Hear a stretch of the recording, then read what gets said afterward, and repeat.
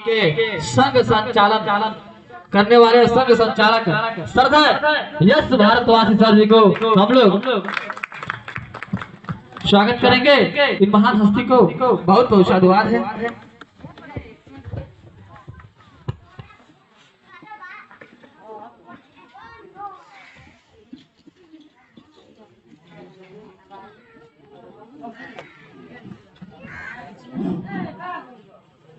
कुछ कहने से पहले दुनिया को शांति का संदेश देने वाले तथागत गौतम बुद्ध, भारत के भाग्य विधाता, विश्व रत्न, भारतीय संविधान को लिखने वाले बाबा साहब अम्बेडकर, प्रथम महिला शिक्षिका माता सावित्रीबाई फूले, उनके पति ज्योतिबा फूले, फातिमा शेख तथा तमाम बहुजन महापुरुषों को नमन करते हुए, आप बड़े बुजुर्गों को नमन करते हुए, माताएं और बहनों को नमन करते हुए सबको नमो बुद्धाय जय भीम बोलता हूँ। बात करने के लिए, बाबा साहब अम्बेडकर के बारे में बात करने के लिए और तथागत गौतम बुद्ध के बारे में बात करने के लिए बहुत सारी बातें हैं। आज हम कुछ चीजों पे जानेंगे कि बाबा साहब अम्बेडकर ने हमें क्या दिया, बाबा साहब अम्बेडकर का हमारे जीवन में क्या रोल है, क्यों हम बाबा साहब अम्बेडकर को माने, क्यों हम बाबा साहब अम्बेडकर को पढ़ें, इस चीज पे मैं बात करूंगा। आ रहे हैं बस 10 मिनट। बाबा साहब अम्बेडकर के संविधान लिखने से पहले इस देश में प्रत्येक चीज के अलग अलग देवी और देवताओं को ब्राह्मणों ने बनाया है। जल के देवता थे मरुदगण, लेकिन बाबा साहब अम्बेडकर ने जब तक संविधान नहीं लिखा था तब तक हमको पानी पीने का अधिकार नहीं था। किसी का नहीं वहाँ पे। बाबा साहब अम्बेडकर को आप पढ़ेंगे तो पाएंगे बाबा साहब अम्बेडकर ने पानी पीने के लिए 14 तालाब का आंदोलन चलाया था। हमारे लोगों को पानी तक पीने का अधिकार नहीं था। जानवर, कुत्ते और बिल्लियां पानी पी लिया करते थे, लेकिन हमें पानी पीने का अधिकार नहीं था। पानी पीने का अधिकार बाबा साहब अम्बेडकर ने दिया।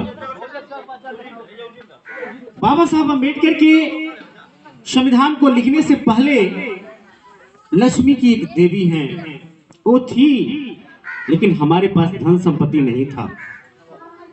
बाबा साहब अम्बेडकर ने अपने संविधान में प्रावधान किया, हमें नौकरियां मिली, हम शिक्षित हुए, तब जाके जो है हमारे पास धन और संपत्ति हुआ। बाबा साहब अम्बेडकर के पहले विद्या की देवी थी। ज्योतिबा फूले के पहले 1848 से पहले विद्या की देवी थी, लेकिन हमारे समाज को पढ़ने का अधिकार नहीं था। ज्योतिबा फूले ने प्रथम विद्यालय स्थापित किया। माता सावित्रीबाई फूले कदम से कदम मिलाकर जो है उनका साथ दी। माता सावित्रीबाई फूले, ज्योतिबा फूले पति और पत्नी थे, लेकिन हम लोगों के दुख को, हम लोगों के कष्ट को देखते हुए उन दोनों महान हस्तियों ने यह निर्णय लिया कि हम आजीवन संतान उत्पन्न नहीं करेंगे। इस देश के बहुजन समाज के लोग, दबे कुचले लोग ही हमारे बाल बच्चे हैं। इन लोगों के जन्म के पहले भी इस पृथ्वी पर विद्या की देवी थी, लेकिन हमें पढ़ने का अधिकार नहीं था। हमें पढ़ने का अधिकार ज्योतिबा फूले ने अंग्रेजों से लड़के दिलाया। उसके बाद बाबा साहब अम्बेडकर ने भारतीय संविधान में लिखकर यह नियम बना दिया कि प्रत्येक बाल बच्चा को, लड़का हो या लड़की हो, 14 साल की उम्र तक उसको शिक्षा का अधिकार है। बाबा साहब अम्बेडकर ने हमें शिक्षित होने का अधिकार दिया। तमाम तरह की चीजों के लिए बाबा साहब अम्बेडकर के पहले शक्ति की भी देवी थी, लेकिन ये समाज शक्तिशाली नहीं था। आज आपसे बड़ा जमींदार हो, अपने आप को बड़ा कहने वाला व्यक्ति भी आपसे डरता है। इसके पीछे का कारण है बाबा साहब के द्वारा दिया गया अधिकार, बाबा साहब के संविधान में दिए गए हक, इसलिए वो आपसे डरता है। बाबा साहब के संविधान लिखने से पहले शक्ति की देवी थी, लेकिन आप शक्तिशाली नहीं थे। आप शक्तिशाली कब हुए? जब बाबा साहब ने संविधान लिखा। बाबा साहब अम्बेडकर के पहले हमारे लोग जी तोड़ मेहनत किया करते थे, आज भी करते हैं। उस समय भी लोग जी तोड़ मेहनत किया करते थे, लेकिन हमारे छत नहीं थे, अच्छे घर नहीं थे, शरीर पर अच्छा वस्त्र नहीं था, हमारे नाम अच्छे नहीं रखे जा सकते थे, हमारी बहन और बेटियों के साथ दुराचार होता था, बहन और बेटियों का डोला रोक लिया जाता था 3 रात 5 रात 7 रात के लिए। बाबा साहब अम्बेडकर के पहले तमाम तरह की प्रताड़नाएं होती थी। आज हम कुर्सी पे बैठते हैं, हमें उस समय बैठने का अधिकार नहीं था, हम चप्पल पहन के नहीं जा सकते थे। कहाँ थी ये तमाम तरह के जिन शक्तियों को ब्राह्मणों ने हमें बनाया है, बताया है कि तुमको धन चाहिए, लक्ष्मी की पूजा करो, तुमको विद्या चाहिए, सरस्वती की पूजा करो, शक्ति चाहिए, दुर्गा की पूजा करो, तुमको गाड़ी घोड़ा चाहिए, विश्वकर्मा की पूजा करो। कहाँ थे ये लोग? आप अपने मन से क्यों नहीं पूछते? सारी चीजों को बाबा साहब अम्बेडकर ने ही क्यों दिया? इन लोगों की भी हमारे पूर्वजों ने खूब पूजा की, सारा जीवन उन्होंने उनको पूजने में बर्बाद कर दिया, फिर भी हमें क्यों नहीं मिला? आखिर बाबा साहब अम्बेडकर ने ही क्यों दिया? और बाबा साहब अम्बेडकर ने भी कैसे दिया, ये भी जानना बहुत जरूरी होगा। बाबा साहब अम्बेडकर ने हमें शिक्षा दिया, हमें धन दिया, हमें संपत्ति दी, हमें मकान दिया, हमें दुकान दिया, हमें नौकरी दी, हमें गाड़ी दी, तमाम तरह की सुविधाएं, तमाम तरह के हक और अधिकार बाबा साहब अम्बेडकर ने दिया। तो हमारे जो वास्तविक देवता हैं वो बाबा साहब अम्बेडकर हुए। देवता का मतलब होता है देने वाला। सारे अधिकारों को, महिलाओं को सम्मान बाबा साहब ने दिया। जिंदा महिलाओं को जला दिया जाता था। शास्त्रों में सती प्रथा एक प्रथा थी, सती प्रथा उसका नाम था। यदि पति मर जाए तो उस पति की चिता पर महिलाओं को जिंदा जला दिया जाता था। आप रोटी पकाती हैं, चावल बनाती हैं, दाल बनाती हैं, गलती से उसका भाप हाथ पे लग जाए तो आपको दर्द होता होगा। सोचिए कि आपके पहले की उन महिलाओं का क्या होता होगा जिनको जिंदा जला दिया जाता था उस समय। सम्मान, मान, अधिकार बाबा साहब अम्बेडकर के दिए हक और अधिकार की बदौलत आज महिलाएं वैज्ञानिक हो रही हैं, डॉक्टर हो रही हैं, इंजीनियर हो रही हैं, राष्ट्रपति बन रही हैं, प्रधानमंत्री बन रही हैं। जबकि आप इन झूठे ग्रंथों को, मनुवादियों के द्वारा, ब्राह्मणवादियों के द्वारा लिखे गए ग्रंथों को पढ़िएगा तो एक रामचरितमानस बड़ी पॉपुलर है। उसमें लिखता है कि शूद्र गवार ढोल पशु नारी सकल ताड़ना के अधिकारी। शूद्र का मतलब 6743 जो जातियां हैं, डोम, चमार, मुसर, धांगर, तिली, तमोली, अहिर, गिरिया, भील, मला, कुर्मी, कुम्हार, ये SC ST और OBC के जो लोग हैं इनको शूद्र कहा गया है ग्रंथों में। गवार है, ढोलक है, पशु है और नारी है, उसको मारना चाहिए, उनका किताब कहता है। और आप उसी में अपना मुक्ति खोजते रहे कि शायद इससे मेरा उद्धार होगा, इससे मेरा कल्याण होगा। लेकिन आपका उद्धार और कल्याण बाबा साहब के संविधान ने दिया है। प्रत्येक माताएं अपने बच्चे के जीवन में एक दिन अपने बच्चे को बाबा साहब बनाती हैं। कब? जब आप अपने बच्चे का शादी करती हैं, अपने बच्चे को कोट पैंट पहनाती हैं, आप टाई लगाती हैं, बाबा साहब बनाती हैं आप। एक दिन बाबा साहब बनाने से हमारे दुख नहीं खत्म होने वाले हैं। यदि हम चाह रहे हैं हमारे दुख खत्म हो तो हमें अपने बच्चों को नियमित रूप से डेली बाबा साहब बनाना होगा। अपने बच्चों का नामांकन अच्छे स्कूल में करवाना होगा, चाहे लाख कष्ट में हम आ जाएं। अच्छे स्कूल में नामांकन करवाना होगा। टाई बेल्ट कोट पैंट पहनाकर अपने बच्चों को डेली बाबा साहब बनाकर स्कूल भेजना होगा, तब जाकर हमारा उद्धार और उत्थान हो सकता है।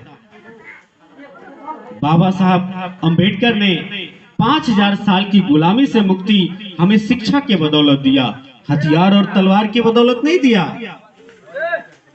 हम अपने दुखों को खत्म करना चाहते हैं तो हमें अपने बच्चों को, हमें अपने बच्चियों को शिक्षित करना होगा। हमें अपने बच्चे और बच्चियों को संस्कारित करना होगा। हमें खुद को संस्कारित करना पड़ेगा, क्योंकि हम यदि चाहते हैं आम हमको मिले तो हमें आम का पेड़ बनना पड़ेगा। हम खुद संस्कारित नहीं रहेंगे, हमारी जुबान से अच्छी बातें नहीं निकलेगी, हम गालियां देंगे तो हमारे बच्चे वही सीखेंगे। हमें खुद को संस्कारित करना होगा, तब जाके हमारे बच्चे संस्कारित होंगे, उनको शिक्षित करना होगा। बाबा साहब अंबेडकर ने इन सारी चीजों को दिया। उसके बाद बाबा साहब अंबेडकर ने अपने जीवन के अंतिम कड़ी में तमाम रिसर्चों के बाद हमें बुद्ध का सिस्टम दिया, हमें बुद्ध का धम्म दिया, और आज तक हम लोग ना समझ पाए ना उसको अपना पाए। जबकि परम मुक्ति है उसमें। आपको पता है बुद्ध का सिस्टम ऐसा सिस्टम है जिसके लिए पूरी दुनिया से लोग आते हैं। आप कभी कुशीनगर जाइए, बहुत पास में है कुशीनगर, लुम्बिनी जाइए जो अभी नेपाल में है, सारनाथ जाइए, उत्तर प्रदेश में सारनाथ भी है, बोध गया जाइए जो पटना से आगे है, बिहार में है। आप जाएंगे वहां तो देखेंगे वहां America, Japan, Sri Lanka, Thailand, Vietnam, China, तमाम देशों के लोग हमारे देश में आकर बुद्ध को मानते हैं, जानते हैं, और इसी संस्कृति को विदेश में ले जाते हैं। इतनी महान संस्कृति है बुद्ध की। बुद्ध ने जो दिया वो कोई नया नहीं था।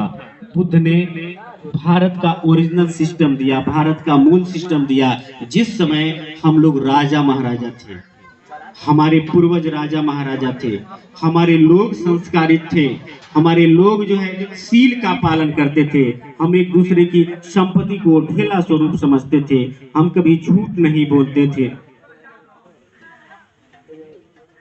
हमारे लिए, हम सब के लिए श्रावण पूर्णिमा का दिन बहुत महत्वपूर्ण है। उनके लिए अमावस का दिन बहुत महत्वपूर्ण है। वो अंधेरे को अपना हथियार समझते हैं और हम प्रकाश को अपना हथियार समझते हैं। हम आपको ज्ञानी बनाना चाहते हैं, हम आपको ज्ञानवान बनाना चाहते हैं, जानकार बनाना चाहते हैं, ताकि आपके अंदर का भ्रम खत्म हो जाए और सही और गलत चीज को समझ सके।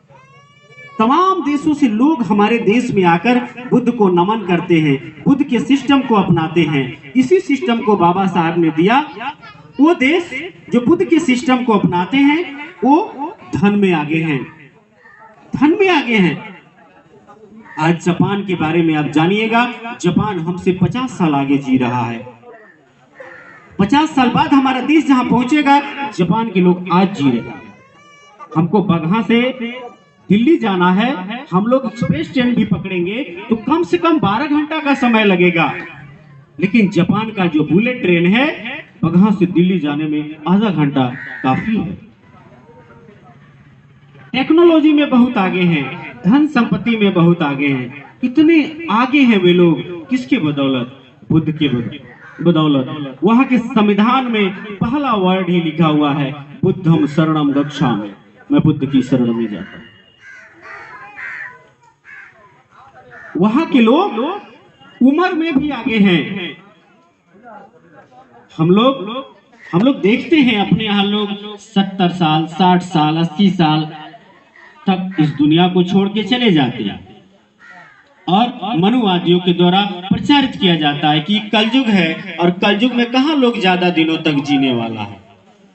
उनके लिए कलयुग है, तो क्या जापान के लिए कलयुग नहीं है, जहाँ के लोग 120 साल, 130 साल, 145 साल तक जीते हैं? आपको अज्ञानी बनाया गया है, आपको भरमाया गया है, आपको तमाम तरह से डराया गया है।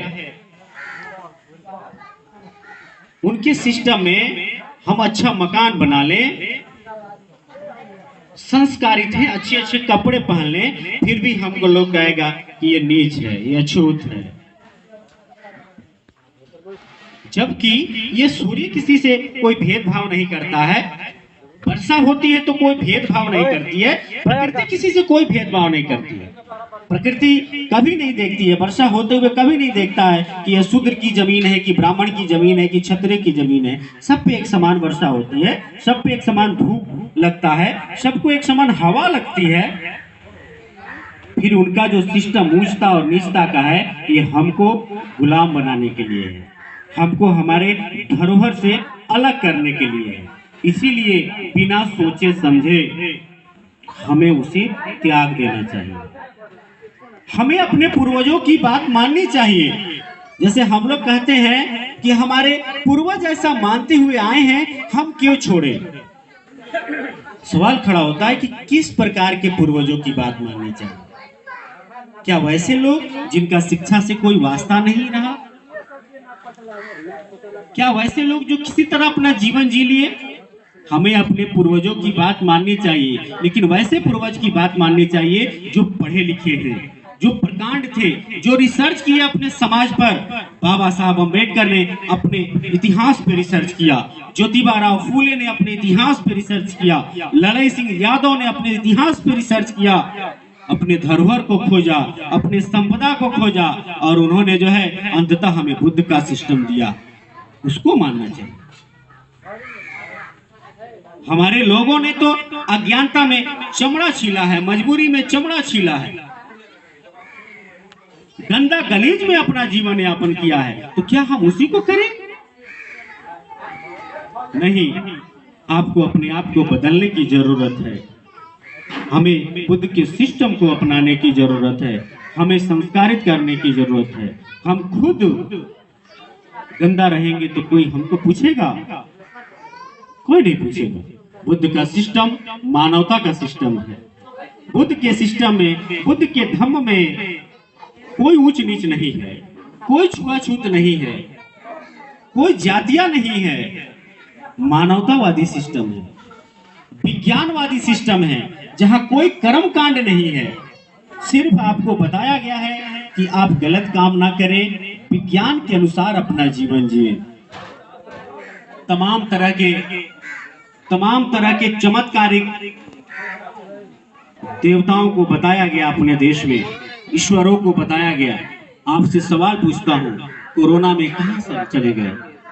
क्यों सिर्फ और सिर्फ डॉक्टरों ने हमारा साथ दिया? क्यों सिर्फ और सिर्फ पढ़े लिखे लोगों ने ही हमें बचाया? आज हमको पेट दर्द होता है, बुखार होता है, कोई भी समस्या होती है, छोटी से लेकर बड़ी तक कोई बीमारी होती है, हम डॉक्टर के पास जाते हैं, इलाज करवाते हैं, तब ठीक होते हैं। यदि आप बीमार हुए हैं तो आप समझ जाएं बीमारी आपको हुई है। पहले के लोग जो अज्ञानी थे, पहले के जो लोग थे ना समझदार थे, अशिक्षित थे, तो जब उनको बीमारी होती थी तो उनको ऐसा लगता था कि मेरे देवी देवता पुरखा पुरनिया इष्ट देव खिसिया गए, गुस्सा गए, तब हम बीमार हुए हैं। ऐसा नहीं है। बीमार आप हुए हैं तो बीमारी के कुछ कारण हैं। आपके शरीर में किसी चीज की कमी हो जाए या अधिकता हो जाए। जैसे शरीर में खून की कमी हो जाए तो डॉक्टर कहता है कि तारा शरीर में खून की कमी हो गई बा, एनीमिया बीमारी हो गई बा, ताकत के दवाई खाए पड़ी, आयरन की गोली खानी पड़ेगी। शरीर में किसी चीज की अधिकता हो जाए, हमारे शरीर में ग्लूकोज चाहिए, शरीर को चलाने के लिए शुगर चाहिए, लेकिन वही शुगर जब अधिक हो जाता है तो बीमारी बन जाता है।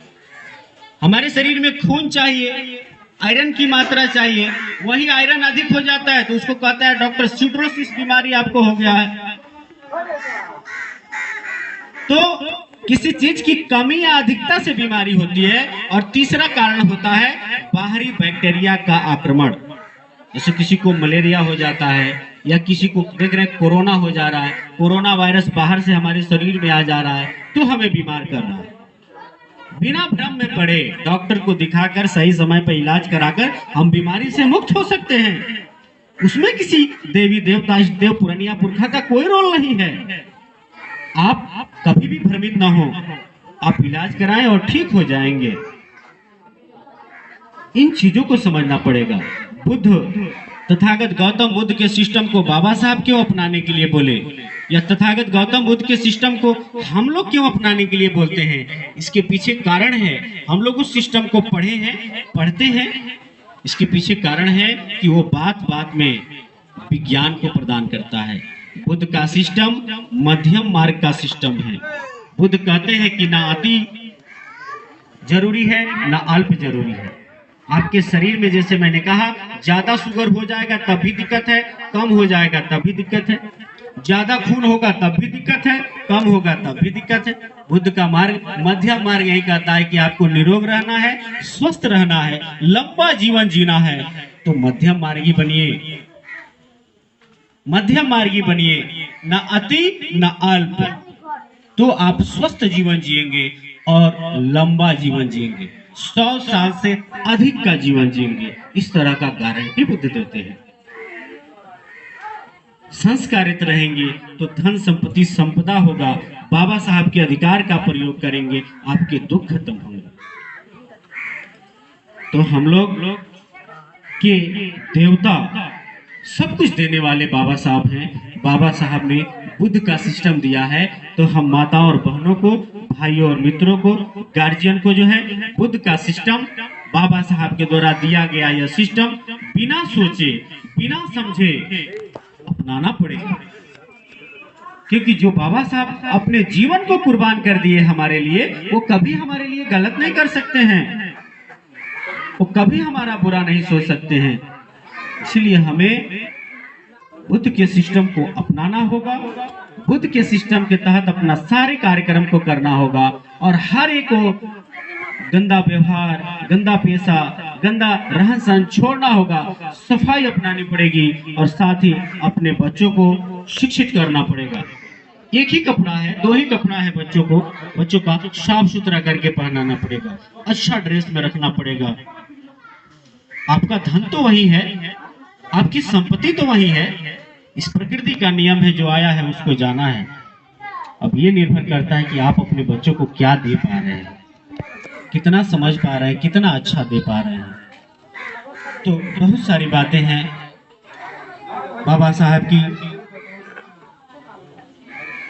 बाबा साहब अम्बेडकर की बहुत सारी बातें हैं, तथागत गौतम बुद्ध की बहुत सारी बातें हैं।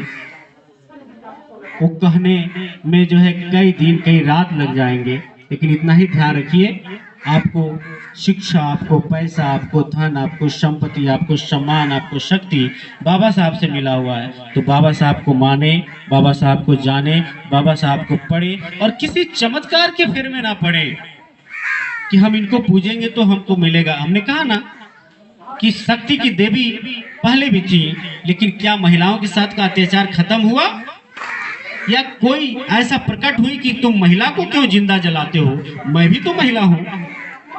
आपके उस अत्याचार को रोकने का काम सिर्फ बाबा साहब ने किया। आपको शिक्षा देने का काम माता सावित्रीबाई फुले ने शुरू किया।